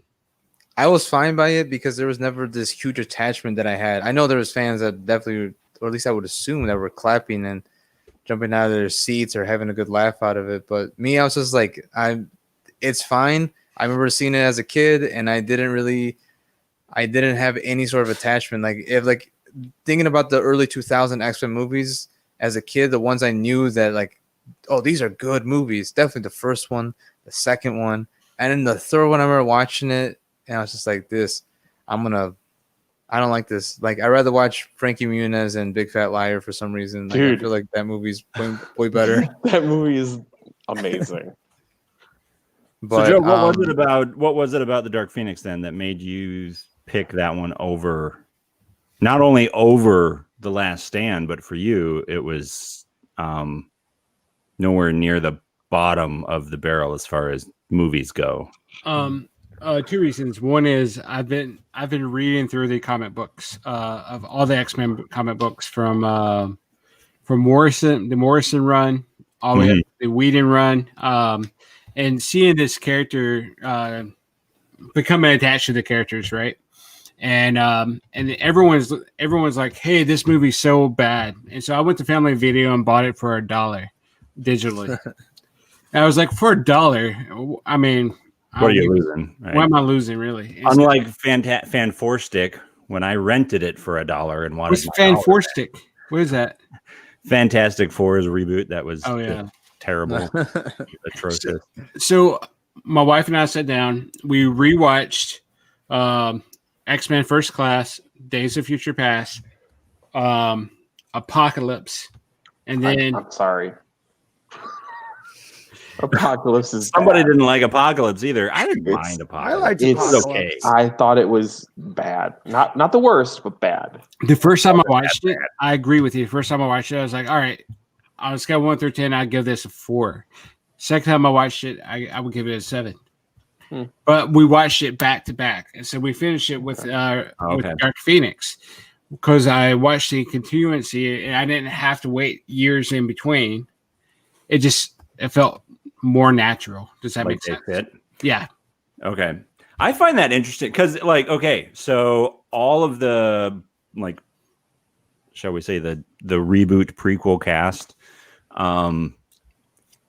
the time frame of those doesn't make any sense though. Nope. Makes Like 60s, and then absolutely suddenly no it's the 90s, and they haven't 80s, and then 90s. 90s, and then, like, but they all look the same. But I don't know. Like, I get how the timeline of that doesn't make a ton of sense if you take out The Last Stand from continuity of the entirety of X-Men, the X-Men movies, it makes way more sense. But even 2000 then- was a rough year on the X-Men. That's why Professor X aged so much that year. Well, but Right. even That's then- exactly right. Yeah, Like, even then though, you because have in The Last Stand, you have the de-aging of Professor X and Magneto in there, and it wasn't very good back then, and it still doesn't do very well. But no. and they look way older than they're supposedly the same people in Yeah, but Phoenix, they whatever, look way so. too young in Dark Phoenix. They're supposed to be like in their 50s almost. Yeah, but they're mutants, so Yeah, maybe the they fact that age differently. This the isn't There's the ways to Avatars. excuse that. Don't change. This is an don't- Avatar, Don't The pop Last the bubble Bender. that I have No, here's going the on in thing. my head to Here's the make thing. As sense much as of I love continuity. Days of Future Past, I love that movie. It's a really good movie. The fact that they tied these characters in canonically as the past selves of the original X-Men movies makes the entire timeline make zero sense. going all the way to the 90s. Right. Like, In fact, they went all the way to the like 90s. in to the it. original X-Men odd. trilogy, you see when they meet Jean Grey as a child, how old they were. When they meet Cyclops, how old they meeting of the meeting of the characters makes absolutely no sense timeline wise canonically now that they've tied them together. Even Wolverine Origins throws everything off. Well, we don't need to talk about Wolverine. Yeah. Well, I Ryan think- Reynolds fixed that in Deadpool 2, so Yeah. we're good. Well, There's no need to worry about that. Yeah. oh. X-Men Origins Wolverine and The Last Stand are essentially wiped out from existence completely. They Someone- fixed that. Someone took some Infinity Stones and the timelines kind of curved in different directions. Right. Which is I will why, say the cameo of the X-Men First Class cast in Deadpool With 2. with Wolverine. No, within Deadpool 2 when he's like going through the mansion. yeah. see, that was fun. Yeah, I loved That was that. fun. That was fantastic. That was like I thought you were talking about the cameo of Wolverine showing up for 2 seconds No, yeah, that was good too. in First Class. That was See, that was hilarious. classy. That's classy. Yeah. Yeah. Yeah. For What sure. about think about the cameo in Apocalypse, where he was like more Weapon X? Yeah, I Then he love the fact that was- they hinted at Weapon X in that. Yeah. That was awesome. That was more of a Weapon X than it Big was, time. but that version technically then wiped out Wolverine's origins, which we don't talk about. But Right. also the timeline from Days of Future Past doesn't make any sense because at the end you have Mystique being the one who takes him into custody, Right. and so I know the canonical side of it. that's a like, whole well, here's the thing. other I think that's a whole other episode. Christian, I think Marvel has spoiled us I think you're right. I think you're right. big time. Yeah. The MCU has incorporated this really weird standard that never existed throughout the whole of cinema when it comes to this sort of stuff until the MCU came in and started making literally a decade of movies that were all interconnected with one another. Yeah. Mhm. So like a question that I had for you guys on this topic, I think fits in really well is in your mind, when you're thinking of a comic book movie, do you prefer it to take risks from the source material or do you prefer it to stick close to the source material? yes. It depends how well it depends how well it I think it depends how well they use the material. I think, and like Dan was saying, yes, I don't mind a good twist. Dan doesn't like the twist from Captain Marvel, for example. He does not like how they turned the aliens into intergalactic refugees. Right. That's way too much of a departure. He did not much like of a that. Where I did like that departure. Or you can have change, slight changes like the Watchmen change, or you have, has anyone ever seen Wanted? Yeah. I was waiting to Yeah. bring that up. That So- one is like two polar different. It's stories two almost. polar different opposites, but I Right. would have loved to see the actual have you read the comic version of Wanted, I have Alberto? not. Yeah. Oh, Yeah. I love his It- stuff. It is. because he wrote Kick-Ass and he wrote Kingsman and he wrote. So can somebody tell me Wanted. because I've heard this before. What's the difference? Because people always talk about this massive difference from the comic book to the movie. Wanted was more, so the comic book was more superhero-ish. It was more like they tied directly, like they changed. He wasn't just an assassin. He was a super assassin, and there were superheroes involved, and there were he was part of the super villains society, not the super assassins. Got it. And the super villains took over and were controlling everything, and then he went against the super villains. Got in it. the books. So So that- that's the reason why he's wanted, right? Got Right. it. Okay. But I got to say, though, as much as a departure of the movie was, that movie was amazing. And if Yeah. for nothing else, because you get to see Professor Xavier knock Star-Lord's teeth out with a keyboard. Yeah. Which is and still, spell a it's big still ol' a fun F movie. out the Yeah, screen that while is he's at the doing it. beginning Yeah, it was a with the fun stapler. movie. Yeah. Mhm. Right. Yeah. Yeah. No, So but okay, yeah, so like- then how do you break down the reasons why comic book movies suck then when they do? I think marketing has a lot to do with it too. Marketing, like leading up to like the expectations that people have leading up to it. Yeah, like Okay. like How so? one of the biggest ones for example for me is the Harley Quinn movie that just came out. Okay. Who here I has seen loved that it. movie? I saw it. I absolutely loved it. Absolutely loved it. Joe or Bobby, did either of you see Not it? yet. No, Okay. I bought it, but I haven't seen it yet. Yeah. So I need to take off my headphones. no, I'm not going to spoil anything. I'm not going to spoil anything. I promise. I've already So- watched enough of it, so you can spoil Good it for me. catch. No, yeah, I'm not going to spoil it, but just say like in the marketing and the title of it, it's called Birds of Prey, and the yada yada yada yada of Harley Quinn. But they changed it then later on. Right, marketing. but that's the problem. If they had advertised it the entire time as a Harley Quinn movie, which at its core is what it is, Oh, it definitely. I think it would have done significantly better. But everybody came into it saying, "Oh, they're just adding Harley Quinn into this other movie." I did find that to be puzzling because I felt like Harley Quinn, no matter whether you loved or hated anything about the Suicide Squad, her character She was the best part in it. Huge shining light that everybody loved, and her portrayal of that character. And then on top of that, the animated series that's running on DC and just the comic book run that like Harley Quinn as a character is doing really well. Mhm. So if you're going to make a movie centered around her character, why not just make her the Push lead that. title? Because that's what the movie is. That And really she did was the puzzle me. biggest actress. It wasn't even like it wasn't even like the Birds of Prey actresses were big name actresses that you wanted to put them forward. For the most part, they were all pretty relatively unknown actresses. Yeah.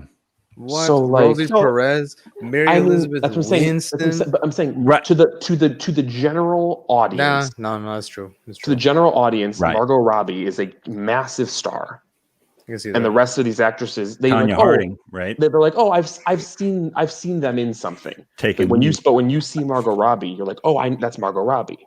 right. And so Ewan for McGregor is probably the bigger, also the biggest name. you're in there, right. too. You know that's actually Those fair. two Sure. were hence the No, reason why but- they had the two biggest roles for sure. But I get what Christian's saying. Like Margot Robbie is like a household name versus Right. like just like a familiar face. Right. And And I- there is some star power in a household name because my parents who don't follow any news whatsoever, like they can look at like a certain actor and say it's like, oh, that's Batman, that's Right. Superman, that's Right. so that's it. Yeah. And I think that comes down to point. Let's go back to the original Suicide Squad. And we've talked to Justice League to death, director versus the studio's vision of the movie, which also Yeah. ties into the what if we got not I was gonna say James Gunn, but if we got David Ayers. David Ayers' version of Suicide Squad would have been a superior movie to the one we got, where they said, oh, we need to copy what MCU is doing with Guardians of the Galaxy. Well, did you guys see that blurb that came out last week or 2 weeks ago, saying that in the David Ayers cut, Batman has as much screen time in that movie as Spider-Man does in Civil War? Really? Yes. I did not hear about that. Yeah, And they that said that- instantly makes me already want to see Yeah. Right. that version of the movie because I want to see more of Ben Affleck as Batman. Yeah. Because they were That would setting be him up to amazing. be more Batman. Yeah. And they were directly they had the parademon, like that movie was a direct link to everything else going on. And I think that also And the wasn't. marketing killed that movie too. Yeah. Because in the marketing, they marketed it all of these Joker scenes that we never just got in the movie I then. never got him. And so people went into the movie and they felt lied to and they felt cheated. Yeah. Which Yeah. even because then That- even going back and watching the movie a second time, then when you don't expect that much Joker, it makes it a little bit easier to take. That I totally agree. And Christian, that right there is an excellent point because that is exactly what made me really, really pissed off the first time I saw Infinity War. Like I really, really like Infinity War at this moment in time. I do not hate it as much as I did when I first watched it in theaters. I can quote that. I can vouch for that. I was next When to I Dan walked when we out of saw that Infinity theater, and War. Bobby and I saw it together. I saw it together with them. I walked out of that theater thinking, "F you, Marvel." He was Like, mad. Why? I was really mad. Why? Because you don't end a Marvel movie like that and pitch the entire movie as this is the culmination of 10 years of filmmaking. Like everything about the marketing of Infinity War was this is the ultimate conclusion that you have been waiting for a decade. That's what they were saying. I see what you're saying, but I also And on disagree with top of that, as someone who knows and followed the series, like the snap was at the beginning of everything in that series. And then the actual Infinity War and the Infinity Gauntlet, right? All of that was what happened after the snap. So I figured, wow, this is taking a long time for us to get to the snap here. Like, what's going on? And then it ends, and then it happens, which I knew was going to happen. And then it just end credit scene, and then it says Thanos will be back. Return. And I'm just like, oh, really, Marvel? Really? Thanos will be back? F you, Marvel. Like, I was so mad because that they subverted your expectations, Dan. They did. Don't you like very that? much? Isn't that your favorite type of movie? It is my favorite thing. It is my favorite thing. I love the fact that people subvert my expectations. But like, don't set this, me up for one thing. Don't set me up for 10 years of expecting a certain thing and then not giving. So you're telling me what you don't like is when previous movies set up something that the next movie doesn't continue and make your expectations. If this is the Last Jedi no, they were setting it up. Don't get me wrong. I'm just screwing with you. I'm just screwing I know with you are. You're making a very good point, and I absolutely hate you for it. So love you. No, seriously though, like I was mad because I was going in with a certain expectation. Very much like all the people who hated The Last Jedi, I'm sure. I went into that though, not with a bunch of fan theory ideas. I went into it with a very, very serious expectation of everything that was set up in a decade's worth of movies. So even though you knew there was an Infinity War and Part the comic 2, books on top of it. Even though they had already announced for a long time that there was going to be a Part 2. You still went into it with all that. No, but that's the thing. That's the thing that I think you made a great point about the marketing. They were selling it. They were selling it originally as Part 1 and Part 2. And then they go, oh, no, it's not going to be Infinity War Part 1 and 2. Now it's going to be Infinity War, and we're going to give it a different name because they're totally different movies. They're not connected. They have their own thing. And so in my mind, I'm going into this thinking, okay, this is the culmination of 10 years, like Kevin Feige was saying, and everybody else. And they changed it from Part 1 and Part 2 to just Infinity War. So I'm thinking there's some sort of resolution at the end of this. Mm-hmm. See, and none of it was there. And that made me mad. I felt cheated. I must have missed that because not once did I go into seeing this movie thinking this is going to be it. I knew that there's going to be a Part 2. Well, a continuation. So I do see what there would be a continuation for sure. But I also figured this was going to be an opportunity to kind of reset things and move it forward rather than leaving me hanging with the bad guy, ultimately winning and then just sitting and watching the sunset. And then now you have to wait for forever to find out what the heck they're going to do. So you made assumptions. Yeah, based on what they were telling me.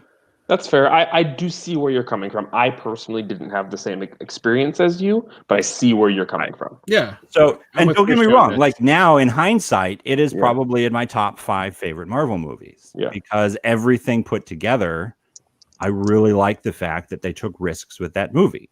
Yeah. It created a very, very big emotional reaction on my part. Yeah. And that's something a lot of movies don't do. And I love that. Like, I really do.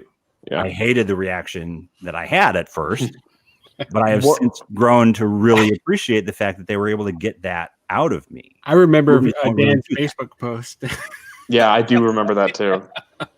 Dude, what are some other movies like that where the marketing has killed it? The marketing too, remember, they were also Hulk was supposed to be in the middle of the fight and they changed it. And people are saying, "Oh, Marvel threw us." They changed it for the marketing. Hulk was going to be in there, but really, they changed the meaning of it. Because if you watch the behind the scenes, they show you Hulk and Banner merging into Smart Hulk in Infinity War, but they decided, no, we're going to save that arc for the next movie. Yeah, I was. I'm so mad we got cheated really out of the Hulk busting out of the Hulkbusters visual. Yeah, I was the way that they handled Hulk in Endgame. I'm still not happy with. I agree with you in general. I'm like the the rush to getting like there was so much about that movie, and anytime you deal with time travel, it's going to be risky because that's a tough concept to try and make believable in a concrete way, unless you're going to just have fun with it, like Back to the Future or something. But So Back to the Future, I think, was smart with it, though. yeah, well, they were smart with it, and they were also smart with it in knowing that they couldn't go too far in depth into stuff without losing people or contradicting themselves in their own world they were building for themselves. Unless you make it like a hot tub time where machine. it's like, well, now we're basically using this to make a multiverse. Like that's the excuse now for everything is everything's got a multiverse. So to answer your question, Christian, another movie that marketing really struggled with was, I believe, Venom. Yeah, Venom. Oh wow, yeah. Or was it just a sign? Another thing was it just not? Was it too early for the timing of it? No, I think it came out too late because it was more. People said like if you saw this, it's like watching one of the superhero movies from the 90s. Did it just come out too late? I personally really enjoyed the Venom movie. I did too. I think it just didn't get enough publicity. I agree with Bobby. Not Bobby. I'm sorry, Christian on this. Yeah. Is that when I was looking into Venom, like I could barely find anything on it, but I actually enjoyed the movie. I'm looking forward to the Carnage movie coming out with it, Venom 2. And I believe that they're taking where they dropped the ball in the first one, they're going to improve upon. That's what I'm hoping for. Mm-hmm. Has anyone seen both Judge Dredd movies? Yes. One with Carl Urban. We talked about this briefly last week. That was Judge Dredd was on your bottom 3, Alberto, right? Yeah. Which one? The original. The original with Sty Stallone. Yeah. What makes Judge Dredd, the new one with Carl Urban, better? I mean, do we agree that the Carl Urban one is better than the Sylvester Stallone one? I've never seen the Sylvester Stallone one, but I greatly enjoyed the Carl Urban one. Me too. I love both of them in their own product of the era they came out in. And I think that's another. It depends on the product of their era. Where Sly Stallone. If I had to pick one, I would definitely pick the Carl Urban one, though. I would agree too. I think it was more true to the comics. It was more succinct, and he always kept his helmet on, like Judge Dredd. Yeah, so it was more true to the comics, and it was it was a fun movie. It was a fun comic book movie, but it was more of a product of the times. It was a better movie then, but I think we got a more superior movie in the future. Yeah, and I think honestly too, the concept of a good and a bad movie is so subjective. Mm-hmm. It really is. But the reason why it's fun to talk about. Right, exactly. And ultimately I think at the end of the day, you have, like I said, you have to look at the era movie came out in. And because yes and no. But I hate to go back around on this. I'm sorry that I cut you off, Christian. No, you're fine. A lot of us do not like The Last Jedi. Yeah. And Dan loved it.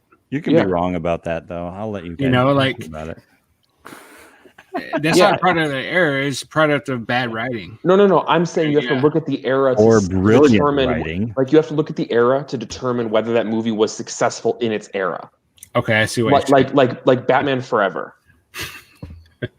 Yeah, Batman Forever was actually box office wise very very good. It was getting and we're talking about that too because like in retrospect, like Christian and Bobby have been saying that there are certain movies that kind of really do live in their own realm, and I kind of think of it as the 90s, the 2000s. I mean, they're decades, but I mean, if you look at Spawn, if you ask kid me, do you like Spawn?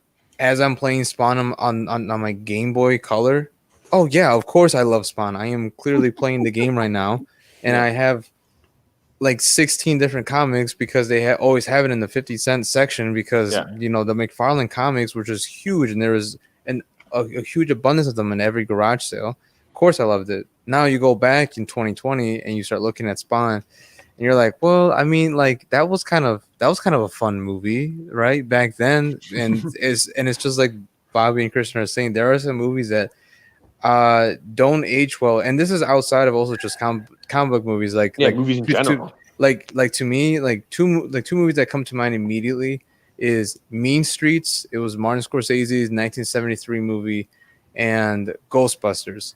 I think that came out like late 70s, early 80s. I Well, can't remember the Ghostbusters year. came out in the 80s. Yep. Yeah, 80s. So both movies, 30 plus years, and there was one that clearly like doesn't show its age, and to me, like Ghostbusters holds up so well. It's still greatly written. It's paced well. The special effects are awesome. The cast is great, and you can rewatch that still to this day as many times as you want, and it's awesome. So, but I there are agree. some movies like Spawn. Like I would even kind of say like me, the older I get, the less I'm in love with Blade, even for example, and I'm starting to like That's Blade Yeah. less and less because I'm just like I know this was good for its time. I will love them to retackle this That property. soundtrack, dude. Unpopular That soundtrack. opinion. Unpopular opinion. Mhm. My favorite Blade is the last one. Shut That was a up. fun What? movie. That was, No. That's my Your favorite one with Triple H and Ryan Oh, wow. Reynolds and What? Jessica Biel. yeah. It's That's- Jessica Biel, wasn't it? No, it was all of it. It was just, and you know what? And I think it was probably again when I was growing up, and at that age, that was the type of movie I enjoyed. Just ridiculous action, funny, like Christian. what? What? Hey, What? I love all of them. Everybody knows that I love all of second them. Blade movie is like the best one. I didn't say it was the best. I said it was my favorite. So you acknowledge the fact that your favorite one is not the best one. Oh yeah, I think that's true for a lot Okay. of movies. That's a I- whole I- other level of depth to this conversation. I think I don't Yeah, think that's your true, favorite true. always has to be the best of something. I think things Okay. that strand this, the that's things a fair, that that's a fair point. It's Sorry. whatever resonates with you and whatever you feel the most enjoyment from. Doesn't mean it has to be the best film. I get that. I mean, most people agree that The Godfather 2 is one of the greatest cinematic films of all time. Doesn't mean it's anybody's favorite film necessarily, but they can still be one of the greatest films. Artistic. You know what I mean? Yeah, Like, I yeah. get what you're saying. So, like- So now, like one question, just because of this conversation, that's kind of like stirring up in my own head. Like, what movies do I think, or do you guys even think, what movies do you think are gonna stand the test of time and not just be Yes. stuck as like a 2010s? I would great. Good totally job, yeah. Alberto. that question too, Alberto. Good Excellent job. question. So Let's go what around. movies- Let's go yeah. around. I mean, we can. That's a good question. Yeah, Are there that is any a good movies that we've seen now where you're like, I don't. think we're sticking to the comic book movie theme, obviously. Yeah, right? I mean that's the Okay. point of the Oh, conversation. Okay. We'll focus on that. Yeah. What's going to stick there any the of the test Mar- of let's- time? I mean, Yes, we could just immediately focus on Marvel. Thor. I think Thor? Thor in First like one, second yeah. one. Second one for sure, but first one also as well. Like I feel like even just looking back as far as the whole MCU timeline, I already feel like that movie just feels old, and it's within a decade. Okay. And it Wait, and it- wait. You're saying it doesn't stand up? yeah, You don't think Oh, yeah, Oh, I you're saying it misunderstood. stood up. I was Yeah, like, I was what? about. No, I was no, about no, to no. throw hands with you, Alberto. I was about to Good throw heavens, no. hands. no, that movie is milk left out That's on the a good counter. minute, buddy. Like, No, yeah, that movie does not hold up well in the slightest. I think The Dark Knight might I think hold. That's it's going to gonna hold hold. up. That's going to hold up. Dark Knight's One of the definitely test gonna hold up. time. You know, it's Rises, going to hold the I don't test think time. as much. No, But Dark Knight Rises will not hold up well at all. No, It already doesn't. The Dark Knight will. Yeah, 100%. mhm. I agree with that. I think the original Spider-Man is one that holds up well to the test of time. First one, Yeah, like because Tobey it's Maguire. yes, because and here's just for one reason and one reason only, because it has that certain charm to it. It's not a great movie by any means. It's not the most well-written movie of all time, but it has a certain charm to it that is the easiest to come into knowing nothing about Spider-Man Mm-hmm. and still get the gist of what Spider-Man is by the end of the movie. Yeah, I think the second one will hold up more though, because I feel like it's more believable that all these But as a college. standalone movie, Spider-Man 2, you're going to come into it like, wait, so what am I missing? Dude, they catch you up on everything in like the opening animated credits, like the first That's 30 true. seconds, and you're That's good. true. Yeah, I That's think true. 2 is You're going to right. hold up better than 1. That's true. You're right. No, that's fair. That's 2's fair going to point. hold up 1. I 3, forgot I think about we that. can all agree is definitely the one. We don't talk Yeah. about 3. 3 Because doesn't exist. No. the whole There was emo no 3. phase lasted They about only a made year and a 2. half, and they burned only that made into Tom cellular. Holland is the only Spider-Man who's ever gotten a third movie. Yeah, just because we'll save my Tom Holland opinions for the Marvel. just because like all of this is just like an interesting thing, because 10 years from now we're still going to be talking about comic book movies, and our lists are going to change, like not only because of the new release, but like my bottom 3 will end up changing again. Like maybe maybe I'm going to end up revisiting something from the 2000s and be maybe be like, oh, you know what deserves to be on there? Punisher. Now all of a sudden, Which one? don't think Which one? which one? Which I don't one? know. Warzone. I don't know. Warzone. The one with Dolph Lundgren. No. Oh yes. I don't think Infinity War and Endgame will hold up to the test of time. For one reason only, because as time goes on, people are going to be less likely to want to invest themselves into the history of movies that you need to set yourselves up to enjoy Infinity War on a standalone movie. Yes, I can see that. So, like Empire Strikes Back, is that going to because you need to enjoy Empire, you need to invest yourself in at least A New Hope. Well, I can tell you, as somebody who has been trying to watch A New Hope for the last 4 months, it does not hold up well to the test of time. You've been trying to watch A New Hope for the last 4 months. I don't know what it is. I can't get through it. It's not holding my attention right now. So I don't know. I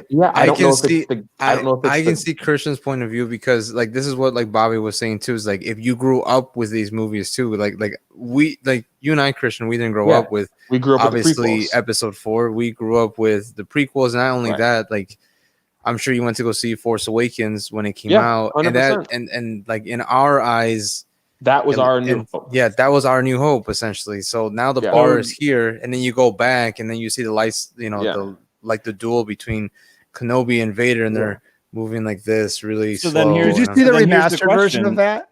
I did. I saw some like YouTube, version. The remixed version with the modern, which is with a modern fight style, which someday hopefully Disney's going to say we're going to change that. We're going to just change. Yeah. We're just going to. That thing was awesome. I don't know that I'd be okay with that though.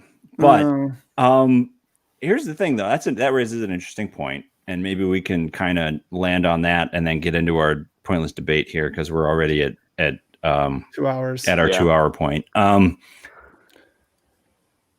Do you guys ever see movies do you ever take time to watch a movie that came out well before you were born and absolutely love it? Not as much as I should. Yeah. I know there are movies that have come out long before I was born that I should watch, and people always tell me to watch. Right. Blues for me, Brothers. I think of I think of a lot of the like Clint Eastwood in his heyday movies, which was well before the 80s. So we're talking 1960s, 1970s. We're talking Dirty Harry. We're talking the Man with No Name, spaghetti Western series, right? Like, I love those movies. Absolutely love those movies. But I know going into them, because of the era that they're from, there's a certain level of expectation on the type of filmmaking, the type of focus in filmmaking, the type of risks that were there, as well as a lot of the stuff that's in them now, looking back, that's like, oh, that's a little sketch. Like, that's not PC. Like, you don't see a movie like that anymore, right? Like, would they ever make Blazing Saddles today? Hell no. Not a chance in the world would you see Blazing Saddles ever made. Like, never. But they could make it back then. And well, I mean, even look at like the feed, like the kickback the Lone Ranger got. Right. When they tried to remake that. Yeah. So that makes me think, okay, if you can appreciate it, even though it's well before your expectations of what era you grew up watching movies, then what is it about a movie that makes it stand the test of time? I think it's all about tropes and characters and plots that are universal. It's about things that are never going to go away. I think for me, the easiest thing is honest to God, you asked a question, 3 movies came to my mind, and it's the story. Godfather, Scarface, and the Ghostbusters, like I previously mentioned. I can rewatch those because of the story. And that kind of is a huge umbrella because, like Christian was mentioning, the characters, there are certain characters like Tony Montana and Scarface, the entire Corleone family, and every single Iconic character. Like these guys were written with so much care then.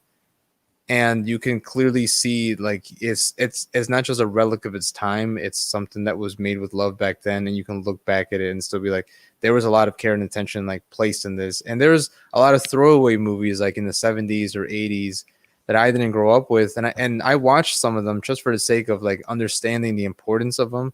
Like, for example, like I know like one of the greatest movies that always show up on list is Gone with the Wind. I've yet to see that, and I don't know if I want to see that. It's so long, but I feel like really I have to see it because I love movies. But at the same time, I'm just like, am I just gonna see this 3-hour long movie just because of the fact it's so historically important? I don't know, like Casablanca and stuff like that. Sound of Music. Oh, I've seen Sound of Music. Oh, but like that's the same type of thing. Like these movies that people say are classics and are it's so hard to tell. Here's some modern classics. The first 3 movies that came to my mind was Shawshank Redemption, Gladiator, and Braveheart. You could see that. I think Braveheart maybe doesn't hold up as much as Gladiator does, but I definitely see why you're putting them together, Joe. Yeah. What about modern day classics? Excellent choice. I think Blues Brothers is one of my comedy. Blues Brothers, even I think it is like one of the best musicals ever. Yeah. At least I can quote. That is a good point. Like that, I never really comes to mind when I think of musicals, but it is. It's a musical, and my dad, I remember him just throwing this movie at me when I was young, and I just didn't get it. And then when I turned into an adult and I watched it through an adult's eyes, I'm like, this is an awesome movie. I'm like, oh, look, Carrie Fisher. She's not Princess Leia. She's mad at Jake. Right. And all the fun little tropes. And I think that movie, there's some things that don't even some jokes don't stand the test of time. Like Bill and Ted's Excellent Adventure. They make some gay jokes in there that would not fly in this day and age. And the Peter Parker's original, Tobey Maguire's first Spider-Man had some stuff in there, like when his like quip towards Bonesaw or whatever, and a lot of people are like, I don't know about that. To me, the 2 movies that immediately come to mind, not comic book related, but leaning more into a realm we guys haven't really touched, which is just straight up comedy movies that stand the test of time to me, are The Hangover and Step Brothers. Step Brothers. Huh? All right. Step Brothers. Like those are 2 movies. Here I am over here thinking Blazing Saddles and Tropic Thunder. I was thinking Tommy Boy. Like the Tommy Boy. The Tommy Boy's a great one. Basketballs. Oh, the South Park guys. Billy Madison. I didn't say basketball. I said Spaceballs. Oh, Spaceballs. Yes. Basketballs is a good movie too, though. Basketballs is Hot Shots. Ridiculous. Yeah, Billy Madison, Happy Gilmore. All right. I think we got to wrap it up, though. We got to wrap it up here. Do we want to do the pointless debate? I've got one if you guys want to. Christian's got it. Do we want to go for it? It's up to you guys. Quick. It's up to you guys. Skip, honestly. You want to skip it, Joe? We can. It is up to you guys. I'm down. Already, we're already 10 minutes after our usual pull the plug time. So it's bedtime. The old guy's got to go to bed. Old guy's got to go to bed. Meanwhile, I'm going to watch The Amazing Spider-Man 2. Are you really? But I don't know, dude. No, I'm just joking. I should though. You guys totally made me realize I need to watch that movie again. Well, I'll save my debate for next week again. Okay. Sorry, Christian. It better be good, dude. We've been pushing it off for now 2 weeks. It's gonna be good, and I'm praying that you get one specific side. Yeah, dude. Your pointless debate I'm question already- better not hype me up like Suicide Squad and then just leave me all disappointed on day No, of release. Alberto, So bummed. as long as Dan ends up on one specific side of this debate, it's going to be the great. You're going to enjoy it the most out of any debate we've had. Perfect. I'm not scared. Gentlemen, You should have a good be. night. Help me. Gentlemen, it's been fun as always. It has been a wonderful night. Thank you, everybody, for watching and listening. We've had a lot of viewers tonight and a lot of comments, too. So let us know what your top 3 favorite and least favorite movies are in the comic book world. And we'll keep the conversation going for next week. So Yeah. That'll be good. Right. So Everybody have a great night. Have a wonderful Stay night safe, and everybody. be safe. Yeah, everybody have a good night. Yeah, have a good night.